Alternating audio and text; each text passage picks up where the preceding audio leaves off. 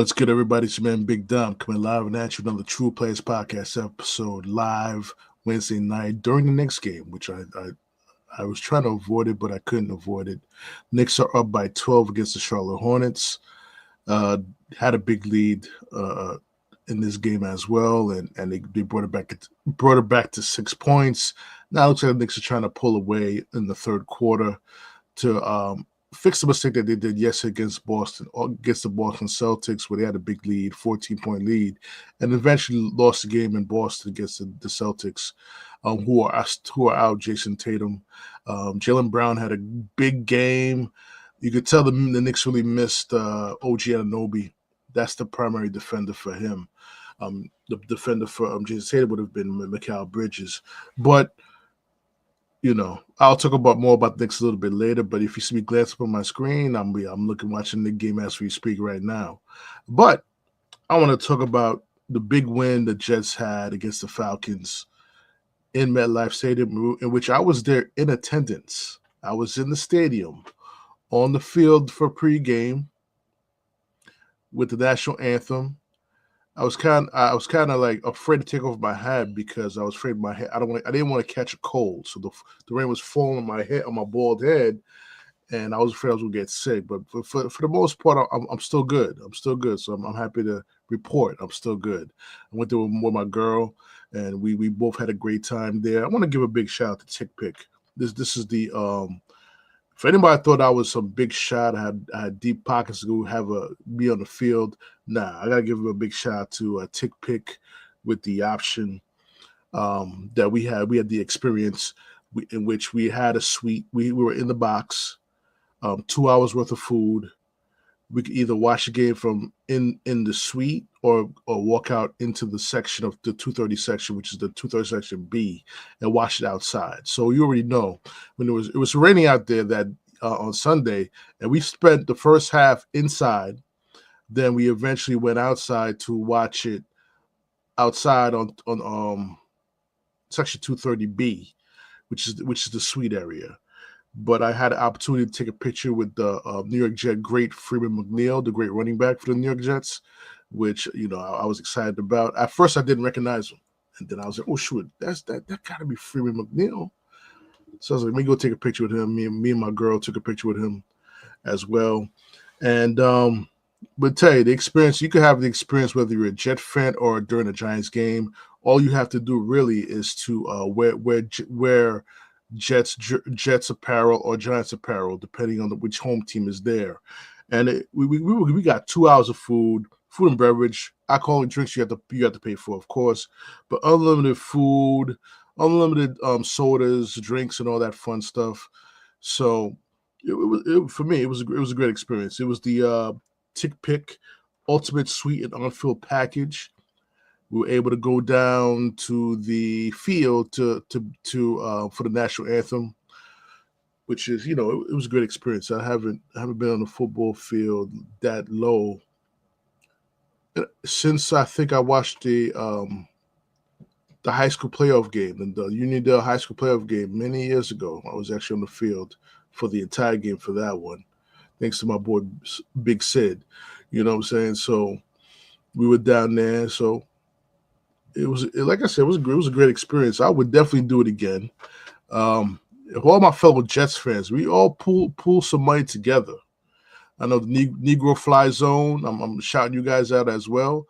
Definitely, if we go pool some money together, we could definitely get the ultimate package for ourselves. If we bring our significant other or friends with us, we could definitely make it happen. I think I paid about $1.60 for each ticket. So it could definitely work. It's funny because I thought about it. I talked to my girl. I was like, "Yo, we could probably do the Miami game next week because her sister is a big Miami Dolphins fan." But I kid you not, the price went from $168 to $205 in a matter of 10 minutes. So there's going to be a big game this coming Sunday against the Miami Dolphins. We've got to get exact revenge on them because they beat us early in the season. But let's talk about the New York Jets game, which I seen it live, which ended up culminating with Nick Folk hitting the game-winning field goal with 10 seconds left. I must say, at the last drive, I was kind of confused what Aaron Glenn was doing. I guess he's trying to bring down the clock as much as he can, but God forbid Tyrodtaylor got sacked or a turnover happened during that time. Then we would have went to overtime, or we don't know what could have happened in overtime. If you don't know what could happen in overtime, ask the Giants when they played against the Lions last week. So you couldn't leave that to chance. But I'm glad we pulled out the victory. We actually had a turnover in this game, a special teams turnover. In of the punt, we punt the ball, and we were able to get that first get that turnover and score a touchdown on a 2-yard Breece Hall run. And then the Falcons came right down the field and tied the game 7-7. But the one red flag I do see with the Jets, as far as the defensive side of the football, is the inability to still, no matter if it was Salah running the defense with Ulbrich or with Stephen Wilkes running the defense, this team, for some reason, when they deal with a big-time tight end, they can't guard them. And that's something that you may have to address in the draft or in a free agent. Find yourself a safety or a linebacker who could cover a tight end. Because that's been our Achilles heel since Mo Lewis left the building. To be honest with you, we've done a better job years after that, but I think the best player who could cover a tight end was Mo Lewis. Yeah, I know. Don't talk about him starting the Tom Brady dynasty. Just leave that alone. Leave that alone. I'm not going to talk about that. But like I said, they got a tough time stopping the big-time tight ends. Kyle Pitts had a big game against them. And then Bijan Robinson had a big game. Let me tell you, that's a good running back right there. He had 142 rushing yards, rushing TD, and 51 receiving yards as well. For all you guys who are thinking about Kirk Cousins as a bridge quarterback for the guy we could draft either this coming draft or the next coming draft, I don't want to touch Kirk Cousins with a 10-foot pole. He looks old. He's not a game turner for me. He's not a guy that can lead a team to the playoffs. I'd rather just stick with Tyrodtaylor, let him be the bridge quarterback, and go from there. But one thing that I've seen in this game, I'm gonna call it. Before I talk about John Mechie, didn't have a great game. Let's talk about Zane Gonzalez missed a 50-yard field goal in the third quarter. I kid you not, guys. You guys may not believe me, but you could ask my girl. You know what I'm saying? I called wide right before he even kicked the football. Before the field goal happened, I called wide right. And guess what? It was wide right. So kudos to me. Kudos to me on that end, because I did call it. Whether you believe me or not, I wish I could bring it on the show and she could vouch for me, because I did call it. I was screaming from the 230 section, wide right. And he missed the field goal. But he did come back later in the game to hit a field goal to give the Falcons a 17-14 lead. But let's go back to John Mechie. I think he had his worst game as a New York Jet. Had 3 drops. One critical drop he had after the 83-yard kickoff return by Isaiah Williams, which I was shit on him early in the season, but this guy has grown on me as a player that we should definitely keep for the special teams. I really beat him up for calling a fair catch on the 2-yard line early in the season. So, but he's done a great job rebounding from that and helping the team as far as special teams goes. But the Jets had an opportunity to score a touchdown and end up settling for a field goal in the third quarter to tie the game 17-17. But John Mechie had a critical drop on third and goal. Critical drop, I believe it was third down. The Jets was driving. They were in the Falcon territory deep. I mean, I think they were about 10 yards away, as I remember. And they had an opportunity to score a touchdown. They end up John Mechie drops the football, and they ended up having to settling for a field goal. And you did have three drops in that game, which I find it shocking. I mean, if he had a better game, maybe the game would not have been as close as it was. But shout out to Adonaimitchell, A.D. Mitchell, who had 8 catches for the New York Jets, proving that he could be a number one pass catcher for this team or number 1A. 8 receptions for 102 yards and a touchdown for him. Tyrodtaylor, who had 19 for 33, 472 yards with 1 passing touchdown, 1 rushing touchdown. He had 2 total touchdowns. And shout out to Dick Folk. You know, the Jets should have never let him go the first time he became a free agent. They should have kept him. And there you have it. We got our victory. A good win for Aaron Glenn, even though I was kind of worried about his coaching decisions late in that last final drive just before overtime. But, you know, he proved me wrong. He stuck with his conviction and then kicked that field goal 56 yards after he had missed a previous field goal. So, big win for the New York Jets. They end up going 3-9. They're getting ready to play the Dolphins this coming Sunday. Like I said, I don't know if I'm going to be in the stadium, but I must boast that I'm not going to jinx it now. Each game that I attended in person in the MetLife Stadium, the Jets have won. The first game was with Robert Saleh against the Commanders 2 years ago. I believe that was a Christmas Eve game. I believe it was a Christmas Eve game 2 years ago, or was it something close to Christmas Eve?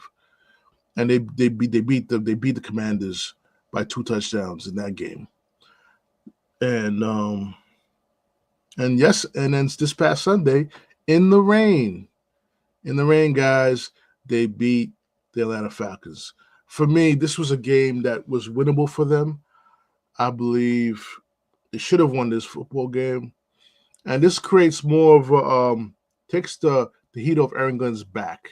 You know, there's still some fans that says that he can't coach, but he's learning on the job. He got a lot of great mentors helping him throughout the process, such as Bill Parcells, Bill Cowher, Sean Payton, that he could talk to and run things by them. You understand what I'm saying? So I believe Aaron Glenn's going to be good. Sometimes I just wish he's not as stubborn and snipe people with the media. I think he needs to stop doing that because he needs to understand that the media could either help keep his job or help him lose his job. This is how it's been. This is how the game has gone in New York sports. Two things can cost you a job: the media and the fans. You got to play next to both. Now, even though I do believe some of the fans are a little bit, unreasonable, possibly biased because of the pigmentation, I'm just going to leave it at that. Okay? I'm just going to leave it at that. I'm not going to say anything more. I'm going to leave it right there. But I see it in the groups. I see it in the Facebook groups. I see it in the what people say in the media. But like I said, the Jets are heading in the right direction, and that'll be something if they were able to win out the rest of the season and finish 8-9. That'll be something. That'll be something to shoot for. Win 6 straight to end the season, finish 8-9, the best record they had since they went to a 17-game season.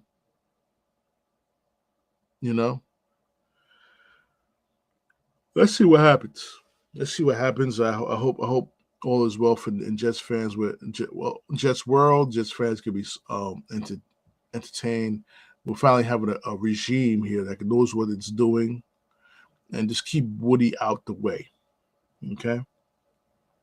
Now let's talk about the debacle on Monday Night Football by the New York Giants.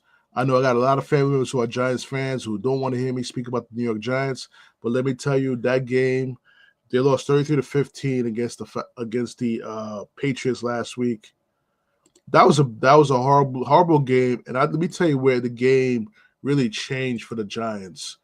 The Patriots got out on them very quickly, but the Giants had opportunities to come back and definitely make this a football game. But let me tell you where everything went left. There was two keys. The key was when Jaxson Dart was scrambling to get the first down. He got hit legally. He was still inbounds when he had the football. Got hit legally, and then Theo Johnson took up for his quarterback in the offensive line. The entire team took up for that quarterback. I don't know about you. That does work. It should have worked for the Giants, but it lit a fire under that Patriot team, and they came boots to asses. They wanted to crush the Giants in big ways. Yeah, Josh Hart just hit a 3-pointer, making 100-78. New York Knicks lead over the Hornets. But like I said, that was the first turning point. And the second turning point was with that field goal kicker. I don't know how to pronounce his name. Cool. The Giants had an opportunity to cut the Patriots' lead early in the first half, from 17-7 to 17-10 on a field goal.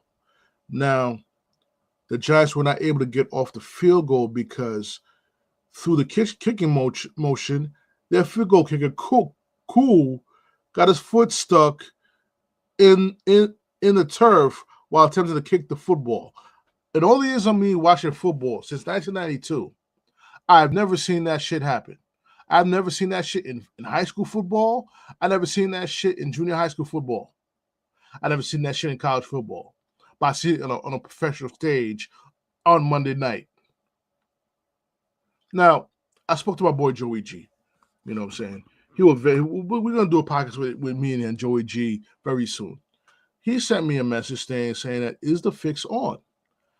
Now, with all things going on right now, with all the allegations, whether it's Chauncey Billups or other entities, with the gambling and stuff like that, it does raise an eyebrow for some reason.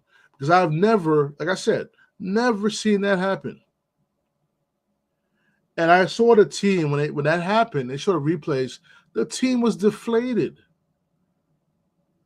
They had an opportunity to cut the lead to 7, change the momentum in the game early, and this kicker gets his foot stuck in the motion of kicking the football. I've seen field goal kickers slip in the kicking motion. Due to wet weather and all that stuff. I never seen someone get their kicking foot stuck in a turf. I never seen that shit before. And that's disgusting. It really broke the Giants' back early in the game, and they were lost for the rest of the game. They were lost for the rest of the game because of that. Drake May, of course, the Patriots got their quarterback, 77% completion rate, 24 of 31 for 282 yards and 2 TDs.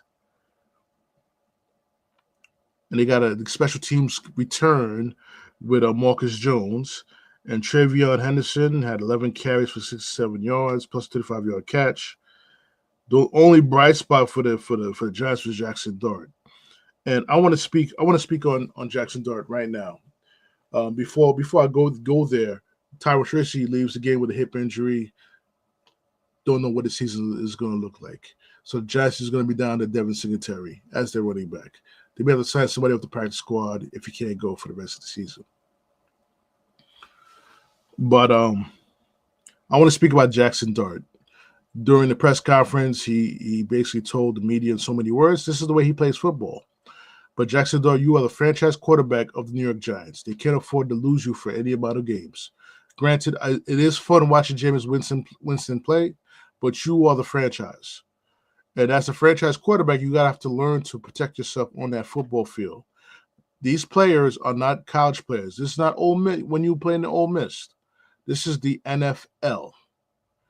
The game is 3 times faster in college than 3 times faster than college. And these guys will hurt you. So, Jaxson Dart, for the sake of your career, you don't want to end up like RG3, playing three good seasons, and then you end up being a backup because of the injuries that you suffered. And CTE is a real thing. So, Jaxson Dart, I hope for your benefit that you protect yourself on that football field at all times. You have to learn how to slide. You got to learn how to go out of bounds. Live to fight another day. As the Hornets is making a big comeback right now with D'Angelo Ball hitting a three-pointer, about to go to the free throw line for a 4-point play. This is the problem with the New York Knicks, where I'm going to talk a little bit later. Got to stay focused. Come on, Deuce. You're a good defensive player. You can't let that happen.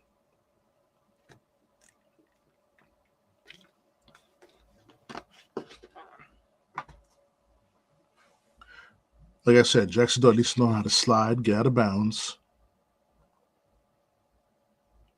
and protect himself. I understand he's trying to get the extra play. He thinks he's Josh Allen. No. Josh Allen's a bigger quarterback than you. You haven't fully developed into your body yet.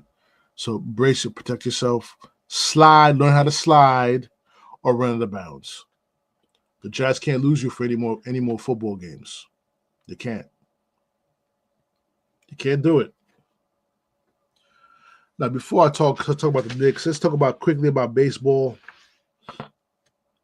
The Mets signing of Devin Williams to possibly either take over as closer for the New York Mets or be the setup man for Edwin Diaz once they resign Edwin Diaz.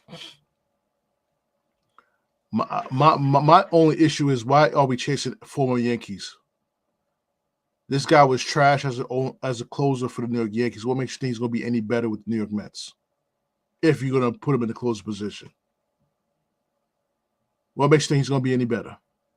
Setup man, he could be a great setup man. He has already agreed, if once they resign Edwin Diaz, that he'll be in the setup man role. He has already agreed to do that.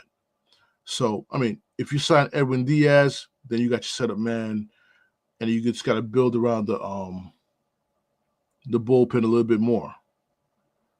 Just build around the bullpen a little bit more. Like I said, this is not enough, David Stearns. It's not enough. We need a bona fide ace to go with McLean, Tong, and Sprout. I totally forgot we still have Clay Holmes for the starting rotation. So we're gonna look at a starting rotation of, right now as we speak, Peterson, Manaea, Holmes, Senga, and McLean, with Sprout and Tong starting out in the minor leagues. We could do better than that, guys. We could do better than that. So I expect one signing. They did lose Dylan Cease to Toronto Blue Jays. Toronto Blue Jays ain't playing. They're trying to go back to the World Series and win the next season.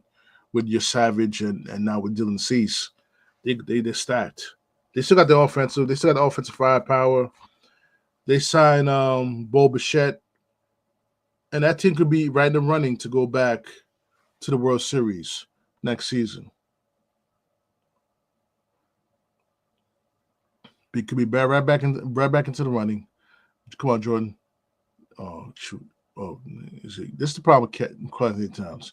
You're 6'11", and instead of slapping the ball out, how about you try to grab a rebound? That's why the Knicks lost yesterday against the Celtics. I mean, he had a good offensive game, but there was times that the Celtics players was getting offensive rebounds because he wasn't blocking out. I mean, guys literally was diving into the ball, diving into the boards, crashing the boards hard because Karl Anthony Towns was not blocking out as he missed a three-pointer. Was not blocking out. I mean, the Knicks should be fine, but we want that dominance that we expected from this team as they cut it down to single digits with 4 minutes left to go. The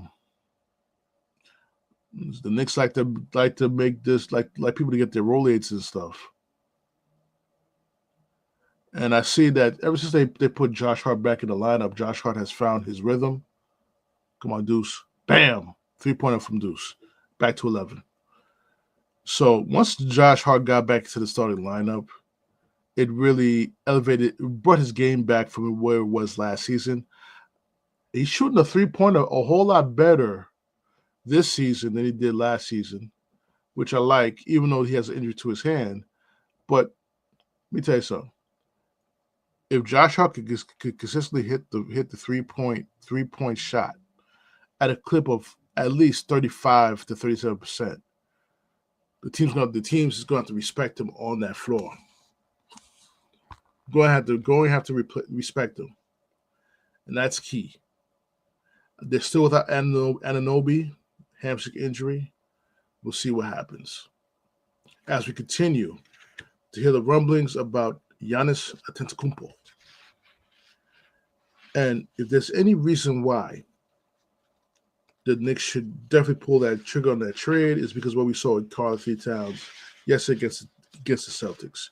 He had a great game offensively, but we want this guy to dominate inside the paint, eliminate inside shots against the other teams. He has to do that. He's 6'11". We understand Mitchell Robinson's not going to play every single game. We understand that. But this is where Karl Towns has to earn his keep. Dominate inside, grab rebounds against a lesser opponent. When I say lesser opponent, I mean the guys in that center position that he's playing against. He should be dominating most centers, except for, of course, for Jokic. And except for Jokic, really. Because Embiid ain't never going to play. Go on, Bridges. 3-pointer, no. Embiid never going to play. They beat the Raptors the other night with IQ representing. IQ had scored, I believe, IQ scored 35. They had a clip that he scored up 30-something points today. So, and how about the Clippers sending Chris Paul home? We talked about how the Knicks need somebody who could back up Jalenbrunson. Is Chris Paul somebody who we could sign for the veteran minimum? This is his final season in the NBA. He already said he's going to retire after this season. Is that somebody who you could add to this team to put this team over the top? As somebody who could run the offense like Jalenbrunson runs the offense. Because when Jalenbrunson goes to the bench, the team offensively is not as in sync as it is when he's at the offense. Yes, I've gone back to where they played ball last season. Back to Jalenbrunson dominating the ball and Quality Towns with the pick and rolls. It wasn't broken, so keep on doing it. But in the playoffs is when that offense gets bogged down. Excuse me, because everybody's waiting for that. Everybody's waiting for that. Every single person's waiting for that. So what are you gonna do? You got to implement some motion, some of Mike Brown's offense into it in the playoffs. Like I said, they got enough time to go. Commercial break right now. The Knicks are up by 11, I believe. Right, still up by 11. They just need to close this game out against the Charlotte Hornets, which I think that will never be able to win another game. Would never be a competitive team anymore for some reason. They just can't get the free agents necessary to make the team a great team. So, like I said, it's a pleasure talking with you guys. I'm 2-0 when I'm in MetLife Stadium watching a Jig game live. Proud of that. And my question to you is, guys, Mets fans, if the Mets do not sign Edwin Diaz, please answer. If you answer in the comments, I will answer it on the next episode. Do you believe if the Mets do not sign Edwin Diaz, can you trust in Devin Williams to be your closer? That's one question. Second question. Giant fans, this is for the Giant fans, do you believe, Giants fans, that Jaxson Dart needs to change the way he plays football as the quarterback of the New York Giants? Do you believe that he should do that?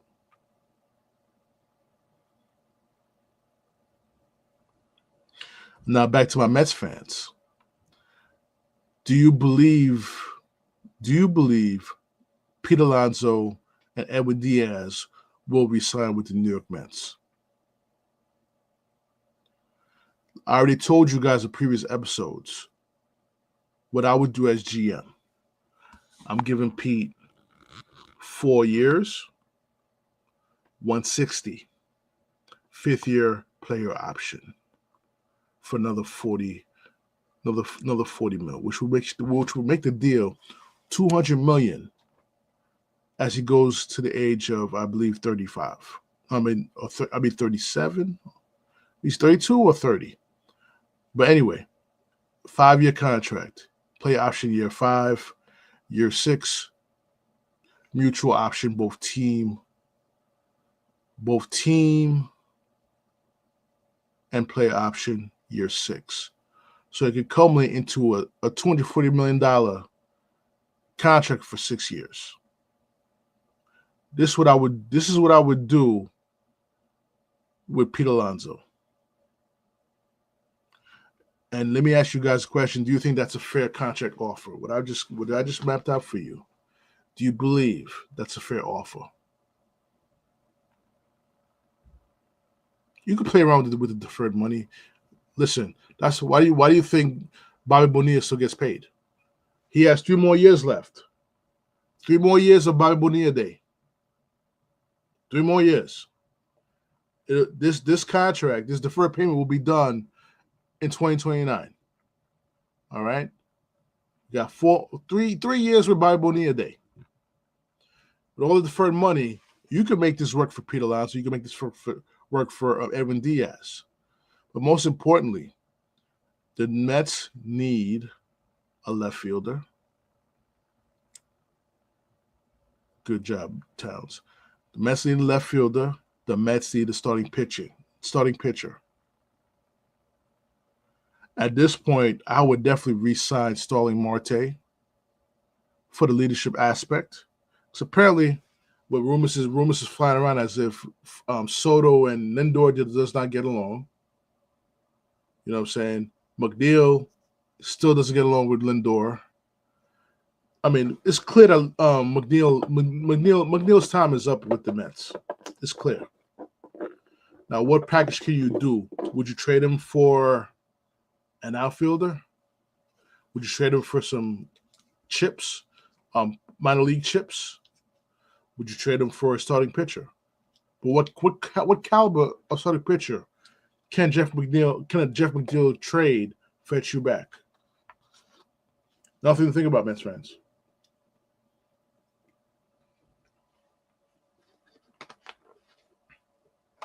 What level of starting pitching can you get back for Jeff McNeil? Me personally, I would not have traded Nemo for the second baseman because we got a lot of young second basemen on the roster that we could fill in that position and play quality defense in. Whether it's Acuna or Mauricio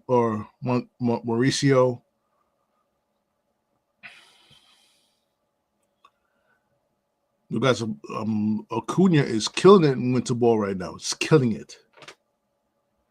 I haven't heard anything about Ronnie Mauricio, but that guy, when he if ever figures out how to hit right-handed again, and start make more contact with the baseball, Jesus Christ, you may have a legit power hitter as an infielder. Knicks up by 15. They're looking to close it out, 116-101 with a minute left. Yeah, it looks like this game is over. Knicks will beat the Charlotte Hornets, move up to 14-7 for the season. Still number 2 in the Eastern Conference. But like I said, let's get back to the Mets. Let's get back to the Mets before I end this podcast. Jeff McNeil, what kind of starting pitch can you get? Or are you going to go look for bullpen help? I need starting pitching. Me personally, starting pitching. And can you sign Bellinger?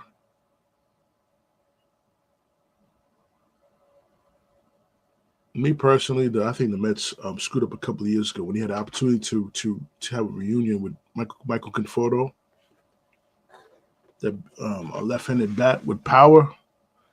I know he hasn't been the same player since the shoulder injury, but you had the opportunity to sign him, let him sit out one season, and you wouldn't worry about outfield so much right now.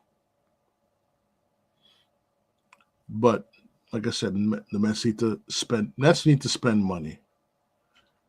The tops in the league in salary for the team, next to the Dodgers, and we got looming lockout or strike for all you baseball fans. Enjoy the season as best you can. Enjoy it, because what comes about next season, I hate to say it, Citi Field could be an empty stadium in 2027. No baseball games. The owners want salary cap, and I get it. They're tired of the Dodgers buying World Series, which clearly this is what has happened.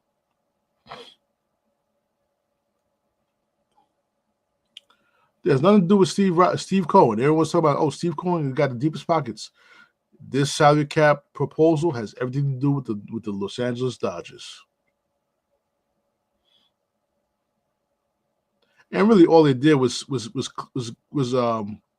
provide savvy contracts that really didn't hurt their pockets as much with a deferred payment option as it would have hurt other teams.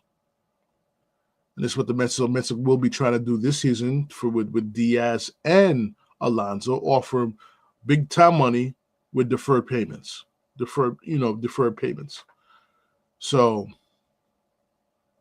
lot to digest. I hope to have Matthew Becker on the show to discuss all the scenarios, and especially pick his brain about, should the Knicks go after Chris Paul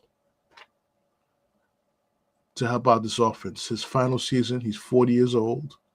His final season, I would love to see CP3 play his home games at the Garden before he retires. I would love to see that, me personally. Top point guard in assists, top point guard in steals in the NBA history. Would love to see him in a Knicks uniform to finish off his career. All right. So, guys, like and subscribe on Instagram and YouTube. Tell your friends about the podcast. Get my subscribers up to 100 before the end of the year, so I can keep delivering you guys more episodes every week. All right. So it's your man, Big Dom. I'm about to sign off on this podcast. I catch you guys on the next episode. Peace.